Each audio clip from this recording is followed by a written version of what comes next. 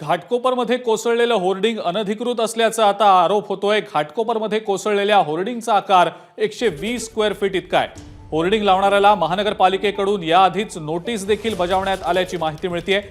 काय नेमकी यामागची सत्यता आहे जाणून घेऊया। वेदांत नेव आपले प्रतिनिधी आपल्या सोबत आहेत सध्या।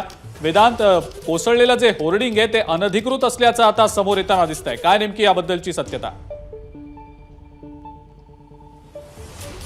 अजिंक्य, ज्या प्रकारे मुंबई महापालिकेकडून माहिती मिळाली आहे आणि नोटीस जी जारी करण्यात आली होती या संबंधित मीडिया ॲडव्हर्टायझिंग कंपनीला, ही काही दिवसांपूर्वीच जारी करण्यात आली होती। किरीट सोमय्या माजी खासदार भाजपचे, त्यांनी या संदर्भात हे होर्डिंग अनधिकृत असल्याचं सांगितलं होतं। तसं पत्र मुंबई महापालिकेला दिलं होतं आणि त्यानंतर संबंधित जे होर्डिंग आहे ते साधारणपणे 120 स्क्वेअर फीटचं हे होर्डिंग होतं। मात्र मुंबई महापालिका असं सांगते की 40 स्क्वेअर फीट पर्यंतच आम्ही परवानगी देत असतो। त्यामुळे कुठलीही परवानगी मुंबई महापालिकेची न घेता 2022 मध्ये हे होर्डिंग तिथे लावण्यात आलं होतं। आणि जेव्हा आता ही जी घटना घडते तेव्हा पुन्हा एकदा ती नोटीस आपण प्रेक्षकांना दाखवूयात, ज्यामध्ये कशा प्रकारे नोटीस देऊन सुद्धा हे अनधिकृत होर्डिंग हे काढण्यात आलेलं नव्हतं। आणखी एक महत्त्वाची आणि गंभीर बाब म्हणजे होर्डिंग लावताना आजूबाजूचे जे वृक्ष होते त्यांना पॉयझनिंग करून ते वृक्ष छाटणी करण्यात आली होती आणि त्यानंतर हे होर्डिंग लावण्यात आलं होतं। आणि पंतनगर पोलीस स्टेशनमध्ये संबंधित मीडिया आणि ॲडव्हर्टायझिंग कंपनीवर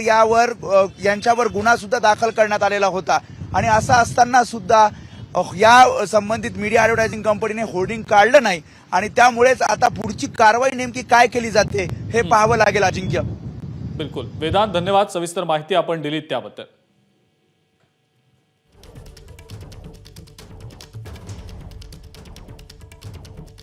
आपण पाहतो आहोत एकंदरीत अत्यंत मोठी भीषण अशी ही दुर्घटना घडलेली आहे। नेमका हा सगळा प्रकार घडला कसा, एकंदरीत लोक काय म्हणतायत, नेमकं काय घडलं एकंदरीत ते आपण पाहूया। मुंबईमध्ये सोसाट्याचा वारा सुरू होता। घाटकोपरमध्ये पेट्रोल पंपवर हे महाकाय होर्डिंग कोसळलं। या महाकाय होर्डिंग खाली 80 वाहनं अडकल्याची माहिती समोर आली। महाकाय होर्डिंग कोसळल्यामुळे अनेक जण जखमी देखील झाल्याचं समजलं आणि या होर्डिंग खाली अडकलेल्या वाहनातील जखमींना बाहेर काढण्याचे प्रयत्न तातडीनं सुरू करण्यात आले। आतापर्यंत 7 ते 8 जणांना बाहेर काढण्यात यश आलेलं आहे। त्यांच्यावर सध्या राजावाडी रुग्णालयात उपचार सुरू आहेत। एबीपी माझा, उघडा डोळे बघा नीट।